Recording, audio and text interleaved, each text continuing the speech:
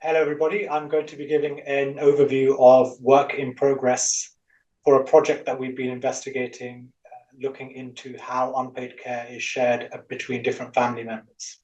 To start off with some acknowledgements, this is work that has been funded by the NIHR, but the views expressed here are those of the researchers, not necessarily of those shared by NIHR or the Department of Health and Social Care. So I'm going to start off by giving a general overview of the background and rationale for studying this topic. I'll go on to talk about the methods that we've been employing, speak to some of our initial findings, and then wrap up by talking about the planned next steps for the analysis. So in terms of background and motivation, I should say that this project follows others that we've also been working on with an overarching aim looking to provide evidence to inform policy about how to best support carers. So as part of previous work within the first round of ASCRU, we worked on building a model to project how many carers there will be for older people in the future with different characteristics. And we did this by first subdividing the total population by a number of different characteristics, including age, gender, ethnicity, marital status, etc. And then for each combination of characteristics, we evaluated what the probability was of such an individual being an unpaid carer. And in our projections model, at least in the base case, there is an assumption that this probability of providing care given your characteristics would remain constant over time. And this was somewhat debated. And to explore this further, we conducted another study within ASCRU-1, where we surveyed 3,600 individuals on their attitudes to providing care for their parent figures in the future, should they require it. And amongst the numerous interesting findings that were revealed, we discovered that the most significant factor that predicted whether someone would put themselves down as a likely source of support for parent figures in the future was the belief that other family members would also be providing care for that parent figure. We also found a discrepancy when we explored the degree to which people had thought about and spoken about future care needs for their parents' figures. So we found that a considerable proportion of the respondents had thought about the future care needs of their parent figures to a great degree, but a far smaller proportion had spoken about these, either with other family members or the parent figure themselves. Indeed, when we looked at the subgroup that were currently providing care, about 20% of those individuals noted not having spoken at all with the parent figure about their future care needs. Another axis of investigation that we realized was important to look at was related to care from children. And this is in light of raising rates of childlessness over time. So we know from previous research that a considerable amount of care that is being provided for older people is being done by their children.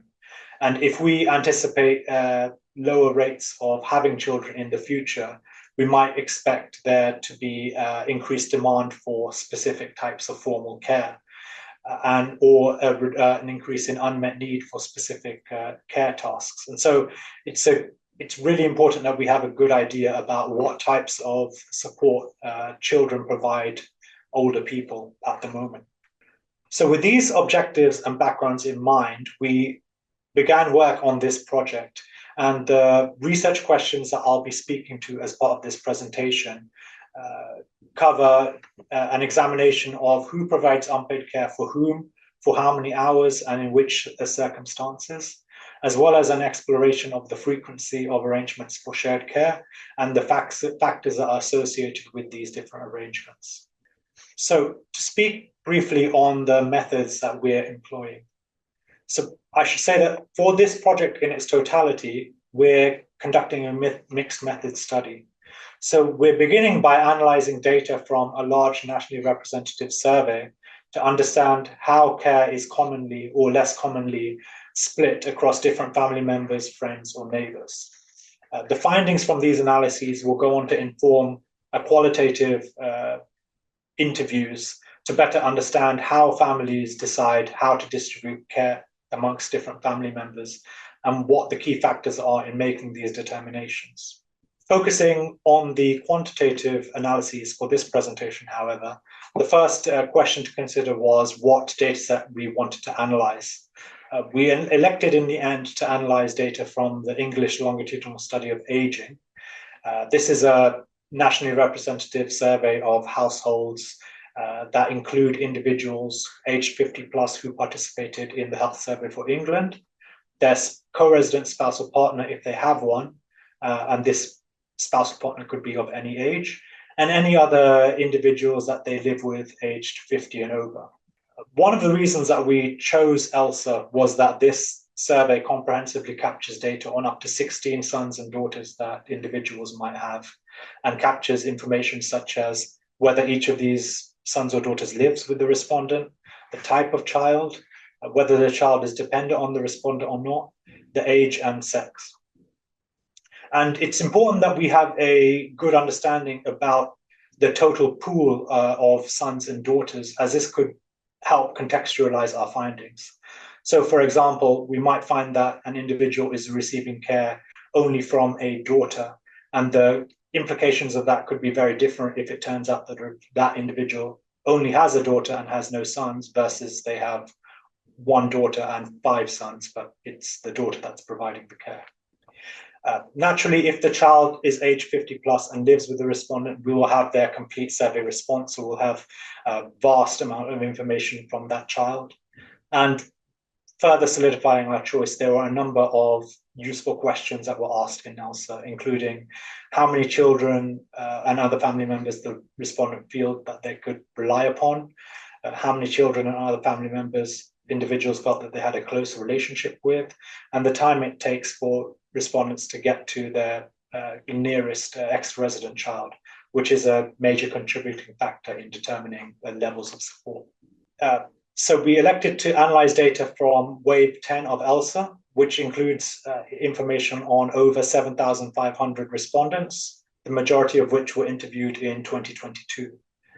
We excluded those interviews that took part in institutions, and the subsample for analyses included those respondents living in the community aged 50 and over with at least one ADL or IADL need, which resulted in an analysis subsample of just over 1,900 individuals. Our general approach to analyses was to split individuals into different groups depending on what combinations of carers they had, and focusing on the relationship between the respondent and their various caregivers.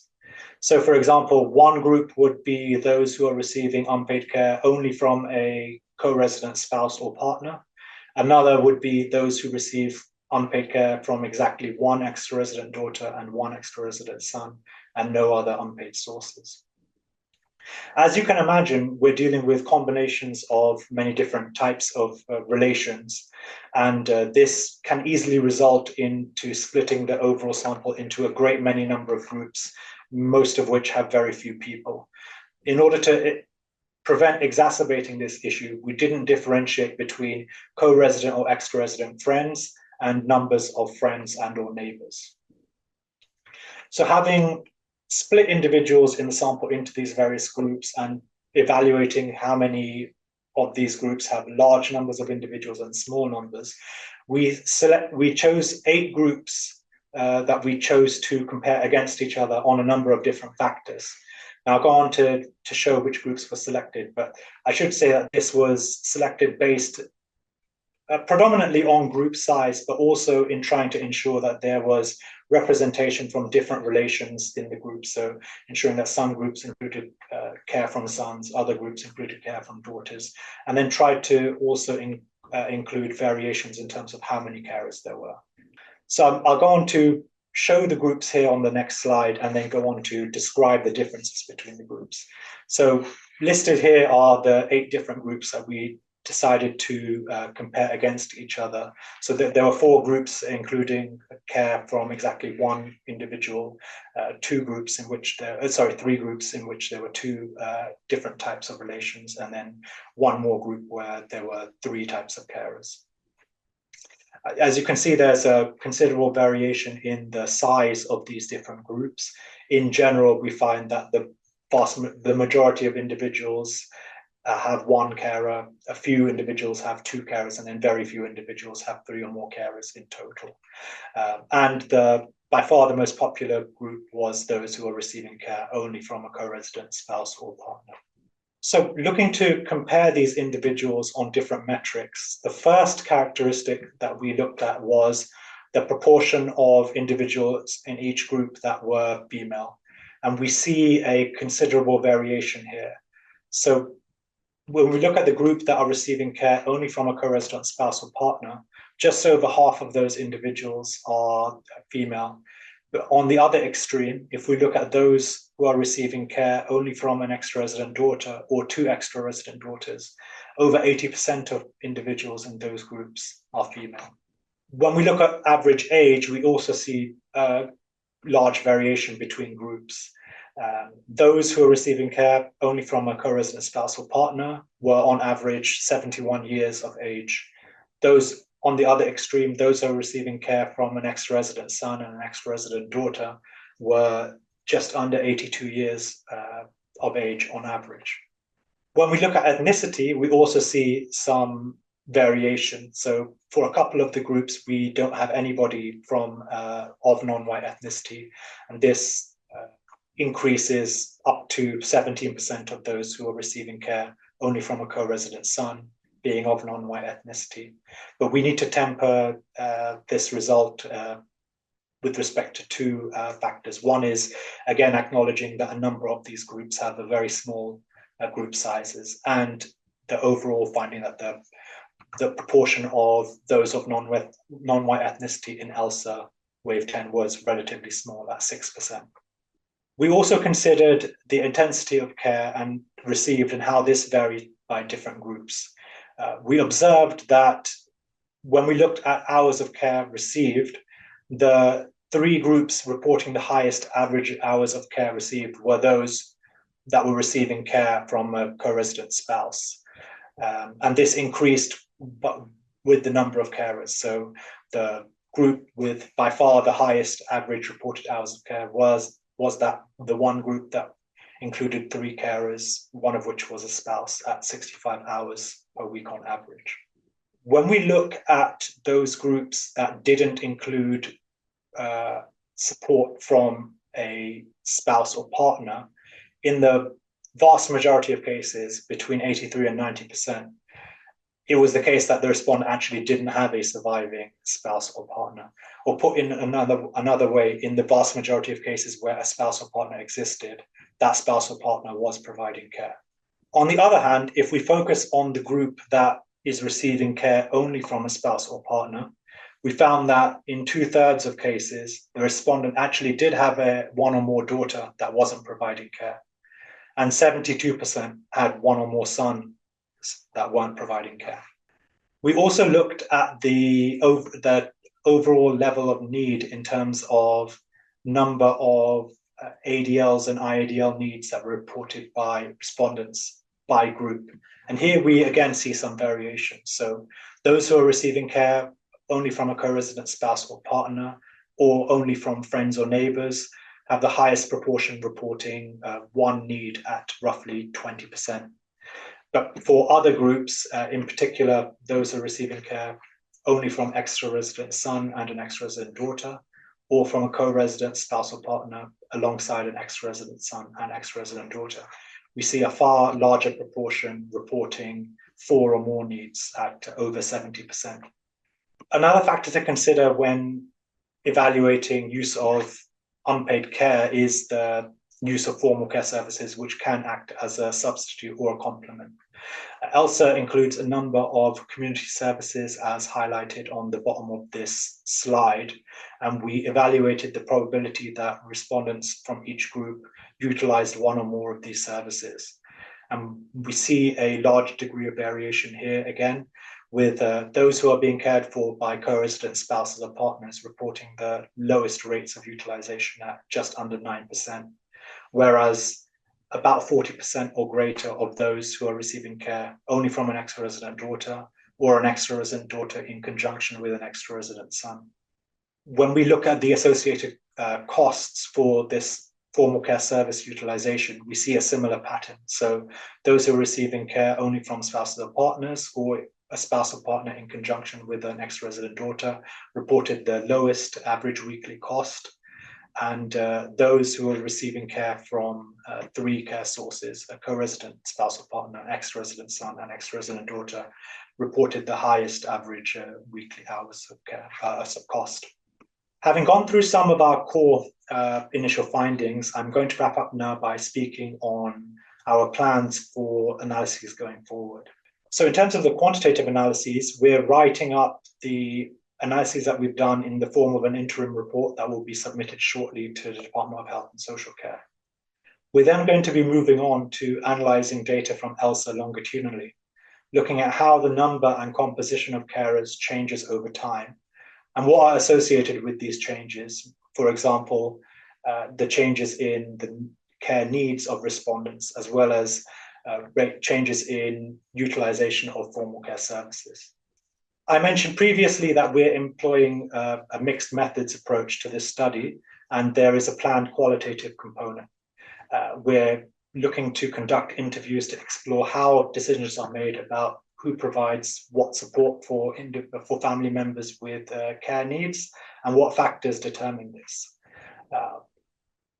Related to this, we're looking to further seek advice from public advisors, DHSC, and other stakeholders to make sure that we're asking the best set of questions to answer the questions that we have.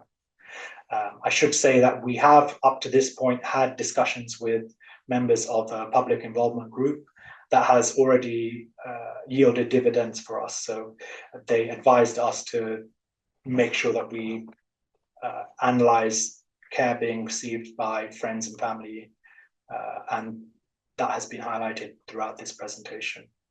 And so we're keen to further discuss the direction for the conversations to take place. I believe that takes me up to the end of the presentation. I'd be very happy to take questions. Thank you very much, Amritpal. Any questions from the audience? One point I have in mind, I think some of the issues you touched upon in terms of longitudinal analysis relates to what we have just discussed.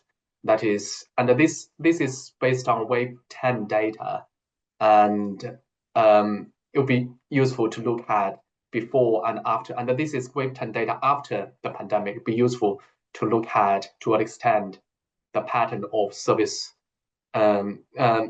informal care use has changed. Yes, I totally agree. I think that would be incredibly interesting to do. Although we might need further waves of data to investigate to what extent these changes might persist over time, if there are changes. But yes, I think that's something that would be very interesting to investigate.